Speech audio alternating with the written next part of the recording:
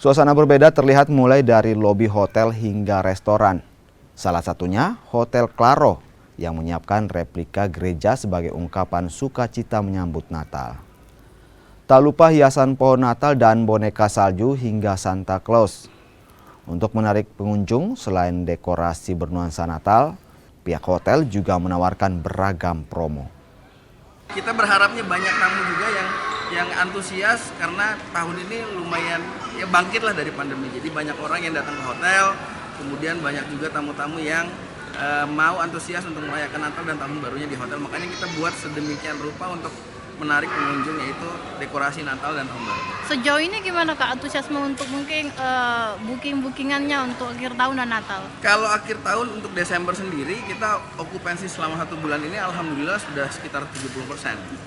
Nah untuk Natal kita baru sekitar 50%, tetapi tahun baru di minggu kedua itu sudah 70%. Jadi kita harap nanti di minggu ketiga Desember itu sudah pick up sampai 100%, optimis 100% sampai tanggal 31 Desember nanti.